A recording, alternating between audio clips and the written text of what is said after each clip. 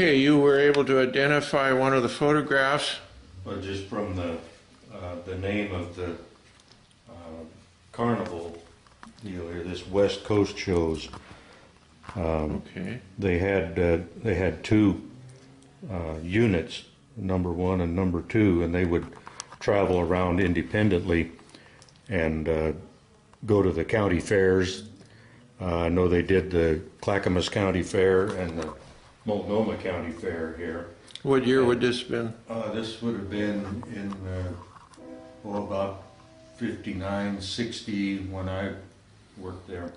I wasn't a regular employee, but when they came around to town, they would, if you were aggressive enough, they'd hire you to help set up the rides and stuff, and you could work in what they called the joints, you know, where you 3 balls for a quarter and over the milk balls and all that.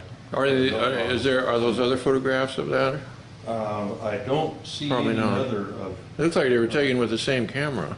Yeah, West Coast shows. I know I worked with them occasionally at the Multnomah County Fair when it was in Gresham, and the Clackamas County Fair down in Canby.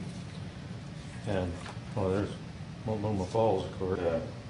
Anyway, that was kind of an interesting thing for a high school kid to do.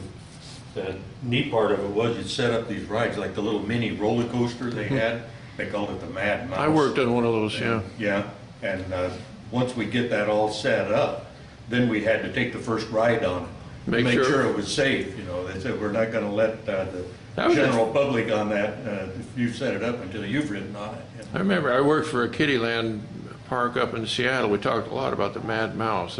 Yeah. We thought it was a little bit dangerous.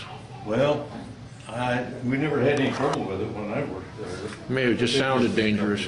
Yeah, that makes it more fun if it sounds dangerous.